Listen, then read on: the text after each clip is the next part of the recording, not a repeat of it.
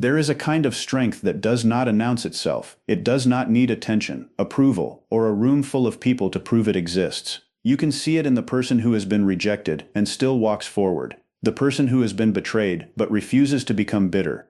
The person who has lost something important, felt the pain deeply, and somehow found a way to keep going. That is where real resilience begins. And here is the part most people misunderstand. A resilient mind is not a mind that never feels fear, sadness, anger, or disappointment. It is a mind that can experience those emotions without allowing them to take control. Psychological research increasingly describes resilience as a process of adapting to adversity, recovering, and continuing to function despite difficult circumstances. In other words, strength is not the absence of pain. Strength is what you build through your response to pain. In this video, you will learn what actually makes a mind resilient, why emotional control is different from emotional suppression, how your response to failure can change your psychological strength, why discomfort can become a training ground for mental toughness, and how self-trust can slowly transform the way you handle pressure. We will also explore a lesser-known side of resilience. The strongest people are not always those who have suffered the most. They are often those who learned how to process what happened, adapt to reality, and keep moving without allowing one painful chapter to define their entire identity. You will discover why constantly seeking approval can weaken your inner stability, why accepting what you cannot control can protect your mental energy, and why learning to start again may be one of the most powerful psychological skills you can develop. Stay until the end, because we will connect all of these ideas to one deeper principle. The goal is not to become a person who never breaks. The goal is to become a person who knows how to rebuild. When rejection comes, you recover. When failure comes, you learn. When life changes your plans, you adapt. And when people try to shake your confidence, they discover that your self-worth is no longer completely in their hands. That is the kind of mind that can appear almost frighteningly strong from the outside. Not because it wants to control others, but because it has learned to control its own response. So if you are ready to understand the psychology behind a mind that becomes harder to break, stronger under pressure, and more capable of beginning again, stay with me until the end. Welcome to our channel, where we explore psychology, human behavior, and the hidden forces shaping the way we think and live. If you enjoy this kind of content, subscribe to the channel, because this is where we turn psychology into practical insight for becoming stronger, calmer, and more self-aware. Real resilience begins with a truth that many people do not want to hear. Being mentally strong does not mean you never break. It does not mean you always know what to do, never cry, never feel afraid, or never reach a point where everything feels too heavy. In fact, one of the biggest misunderstandings about strength is the belief that strong people somehow become immune to pain. They do not. They experience disappointment. They lose people. They fail. They become exhausted. They question themselves. They can have moments where they feel completely overwhelmed.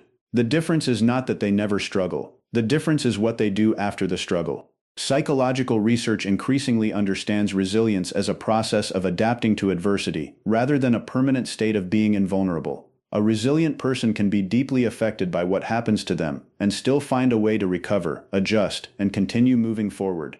That distinction changes everything because it removes the impossible expectation that you must remain strong every second of your life. You do not need to pretend that nothing hurts. You need to learn that pain does not have to become your permanent identity. There is a huge difference between falling apart and staying broken. Sometimes life pushes you beyond what you thought you could handle. Sometimes your plans collapse so quickly that you do not even have time to prepare emotionally. But the moment you begin asking yourself what you can learn, what you can change, and what you can do next, recovery begins. This is why resilience should not be measured by how perfectly someone handles adversity. It should be measured by their ability to return to themselves after adversity changes them. And that leads to a deeper psychological shift. When something painful happens, the mind naturally wants an explanation. It asks, why did this happen to me? Why did they treat me this way? Why did I lose this opportunity? Why is life becoming harder? These questions are understandable, but when the mind stays trapped inside them, they can slowly create a sense of helplessness. The problem is not asking why once. The problem is building your entire mental world around a question that may never have a satisfying answer. You can spend months trying to understand why someone betrayed you, and still have no explanation that makes the pain disappear.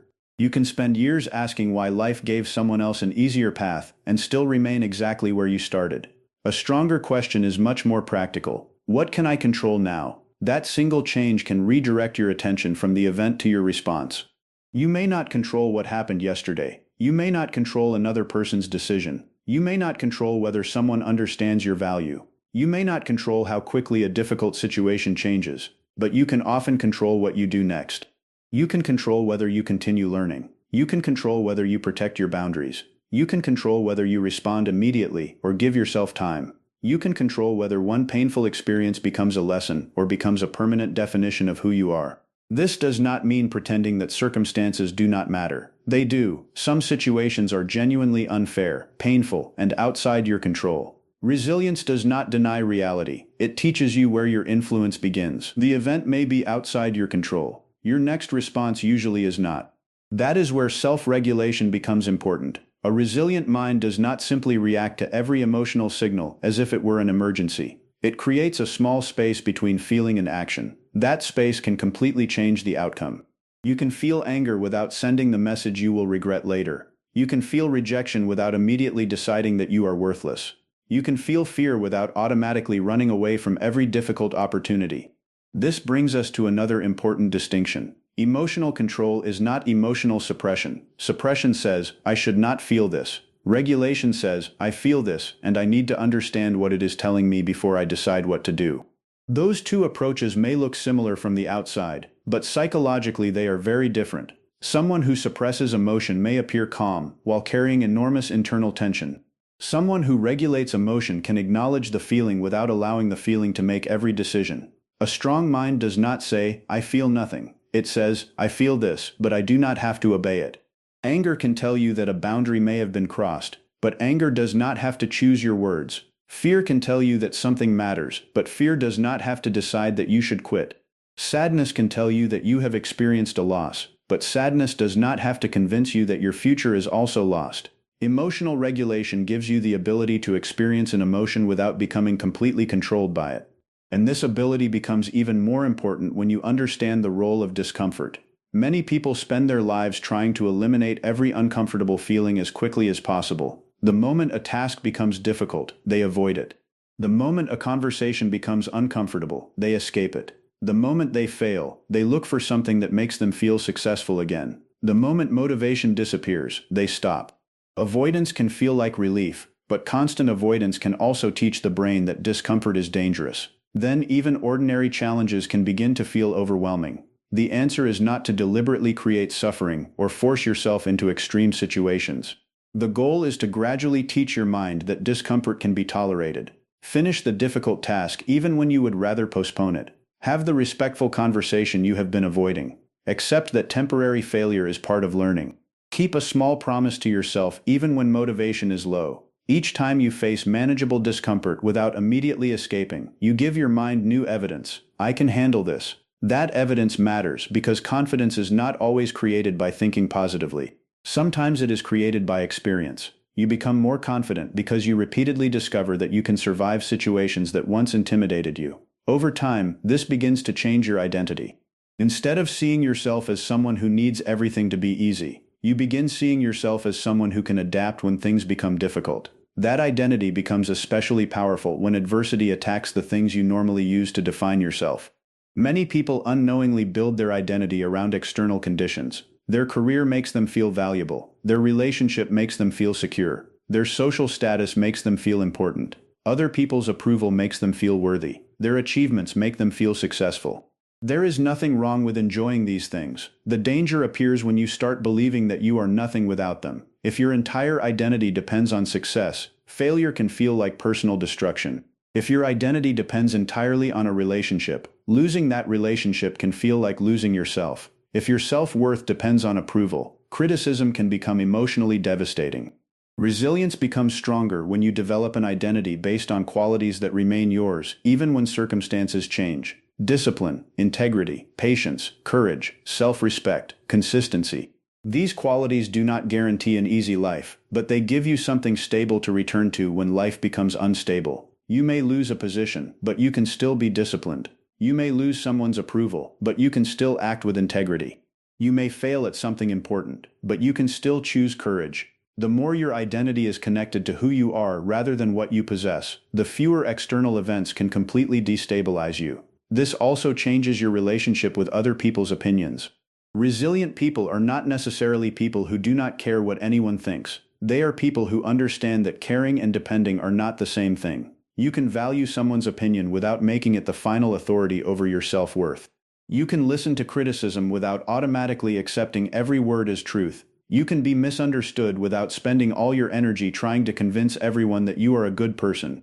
The need to constantly explain yourself can become exhausting because it places your emotional stability in the hands of other people. If someone misunderstands you, you feel anxious. If someone criticizes you, you feel defensive. If someone rejects you, you feel worthless.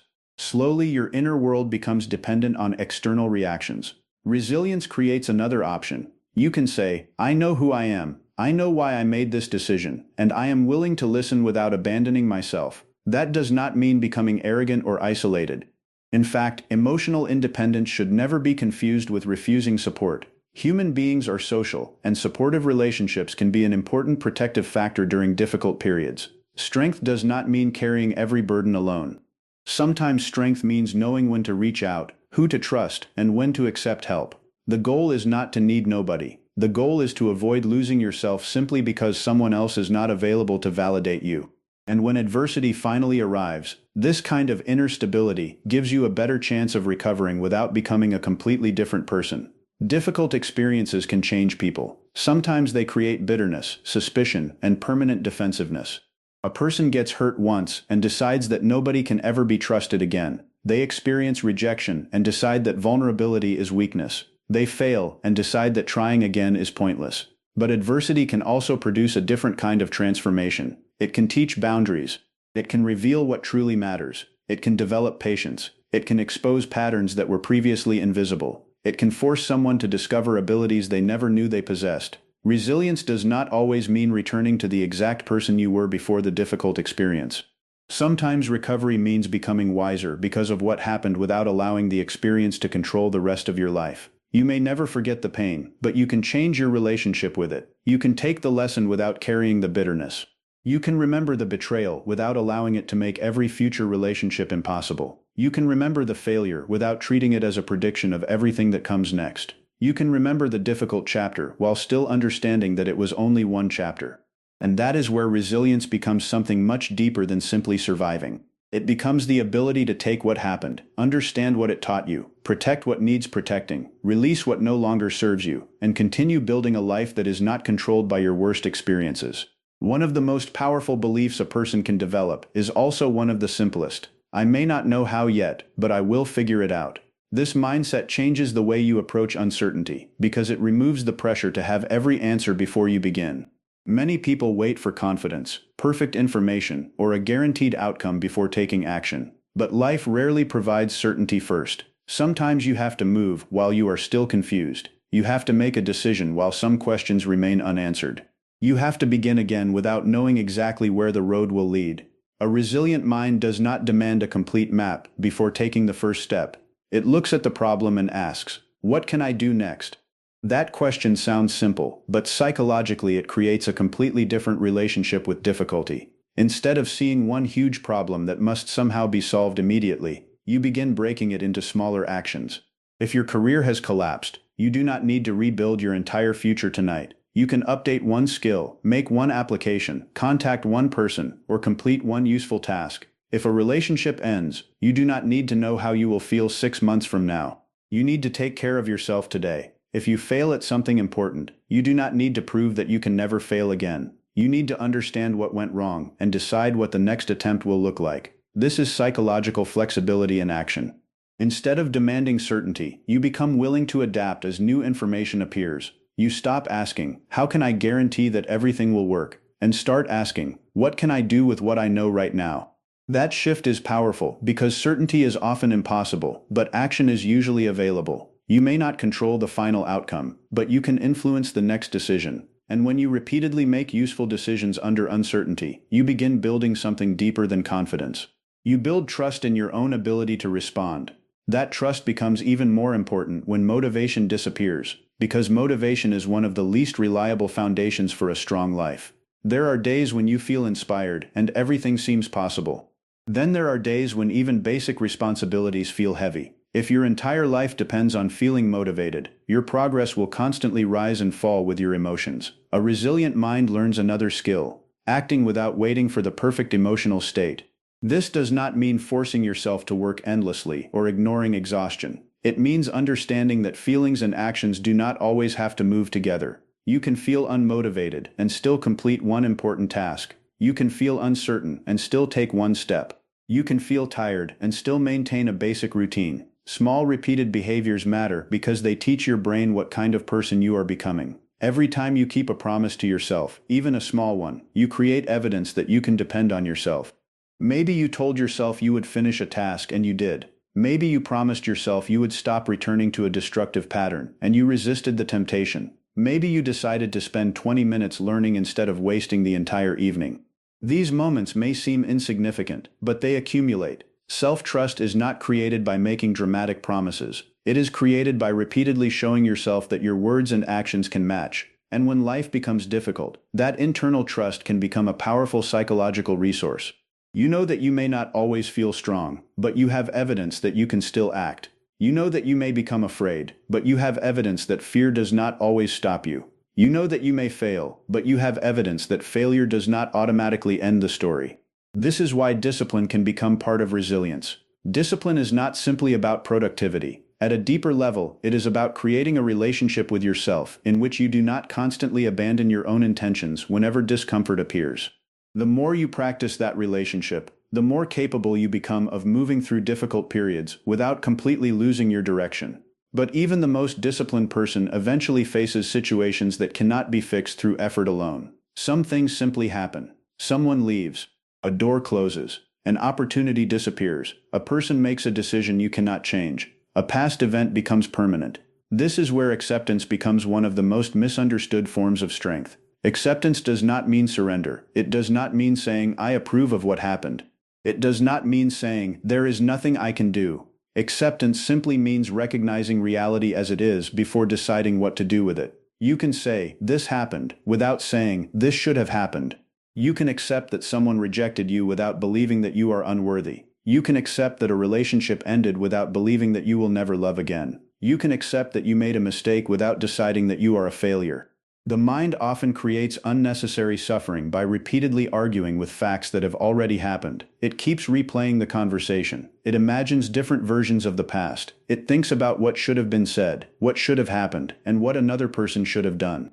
Reflection can be useful when it leads to learning, but endless resistance to reality can consume enormous mental energy. Resilience requires a more precise separation. What happened, what can still be changed, and what must simply be accepted. That separation gives you back energy. If you cannot change the past, your energy may be better spent changing your next decision. If you cannot control another person's feelings, you can still control the boundaries you set. If you cannot undo a missed opportunity, you can still prepare for the next one. Acceptance does not make you passive. It allows you to stop wasting strength on battles that reality has already decided. And once you learn that, another difficult skill becomes possible: starting again. Starting again sounds inspiring when life is going well, but in reality it can be one of the hardest things a person ever has to do. Starting again means admitting that the previous version of your life did not work. It can mean rebuilding after a relationship ends, searching for a new direction after a career setback, changing your plans after an opportunity disappears, or accepting that a dream you invested years into may need to change. The painful part is not always the practical work. Sometimes the hardest part is letting go of the identity connected to what you lost. You were not simply in a relationship. You were someone who belonged to that relationship. You were not simply working toward a career. You were someone who imagined a future built around it. You were not simply pursuing a goal. You may have built your sense of worth around achieving it. When that chapter ends, the mind can ask, "Who am I now?" Resilience does not always provide an immediate answer. Sometimes it simply teaches you that you are allowed to become someone new. You can begin again without pretending that the past never mattered. You can respect what you lost while refusing to let it become the final definition of your life. You can carry the lesson without carrying the weight forever. And this is where resilience becomes especially powerful. A person who has learned how to start again becomes less terrified of losing one particular outcome. They understand that one door closing does not mean every door is gone. One rejection does not mean every future opportunity will reject them. One failed relationship does not mean they are incapable of connection. One career setback does not mean their useful years are finished. The mindset changes from "I must make this work" to "I will give this my best, but if it does not work, I will find another way." That does not make failure painless, it makes failure less final, and eventually, this creates a quality that other people may notice. This brings us back to the title: why can a resilient person appear as if they scare people? Not because they are aggressive, not because they threaten anyone, not because they are trying to dominate every room they enter. The reason is much quieter: they become harder to manipulate. Approval has less control over them. Rejection has less control over them. Fear has less control over them. Temporary failure has less control over them. They can listen without immediately obeying. They can disagree without needing a dramatic confrontation. They can walk away without begging to be chosen. They can care about someone without making that person responsible for their entire emotional stability. When someone realizes that your self-worth cannot easily be turned up or down by their behavior, the relationship dynamic can change. This is not about becoming cold, it is about becoming internally stable. There is a major difference between being emotionally unavailable and being emotionally independent. An emotionally unavailable person may avoid vulnerability because they are afraid of being hurt. A resilient person can remain open while knowing that they will survive disappointment if it comes. They can love without completely losing themselves. They can trust without ignoring reality. They can accept support without making approval their source of identity. They can feel deeply without allowing every feeling to dictate every decision. Over time, these qualities begin working together. The person becomes better at facing uncertainty because they trust themselves to figure things out. They become more disciplined because they no longer wait for motivation to appear. They become more peaceful because they stop fighting realities they cannot change. They become more adaptable because they understand that starting again is not the same as starting from nothing. And they become emotionally stronger because they no longer confuse pain with permanent damage. A strong mind is not a mind that has eliminated emotion. It is a mind that has learned how to work with emotion. It is not a mind that never experiences failure. It is a mind that knows how to learn from failure. It is not a mind that controls everything around it. It is a mind that understands what belongs within its control and what does not. It does not need life to be predictable before it can move forward. It does not need everyone to approve before it can trust its own judgment. It does not need every chapter to end perfectly before it allows itself to begin another one. And perhaps that is the deepest transformation resilience creates. You stop needing a guarantee that you will never suffer because you have started developing confidence that you can recover when suffering arrives. A mind so strong it scares people is not a mind that never feels pain. It is a mind that has learned that pain does not get the final word. You may lose someone you deeply cared about. You may fail after giving everything you had. You may be rejected, misunderstood, disappointed, or forced to start again when you thought that chapter of your life was already settled. None of these experiences make you weak. They make you human. What defines your strength is what happens after the pain arrives. Do you allow one failure to become your identity, or do you learn from it? Do you allow rejection to destroy your self-worth, or do you remind yourself that one person's decision cannot define your value? Do you allow a difficult chapter to convince you that your story is over, or do you turn the page and begin writing again? Real resilience is not about becoming someone who never falls. It is becoming someone who knows how to get back up without losing themselves in the process. You can fall, you can hurt, you can struggle. You can have days when you feel exhausted and uncertain, and still, you can rebuild. That is the kind of strength nobody can simply hand to you. It is built quietly, through every difficult decision, every uncomfortable moment, every time you keep going when motivation disappears, and every time you choose your response instead of surrendering control to your emotions. So when life tests you again, remember this: you do not need to prove that nothing can hurt you. You only need to remember that nothing has to permanently destroy you. Your worst day is not your identity. Your failure is not your future. Your rejection is not your value. Your past is not the limit of what you can become. And if this video gave you a new perspective on resilience, mental strength, and the psychology of becoming harder to break, do not keep that insight to yourself. Like this video if it helped you, share it with someone who may need to hear these words, and subscribe to our channel for more psychology, human behavior, self-development, and powerful ideas that can change the way you understand yourself and the people around you. The strongest version of you may not be the person who never breaks. It may be the person who has learned again and again how to rebuild.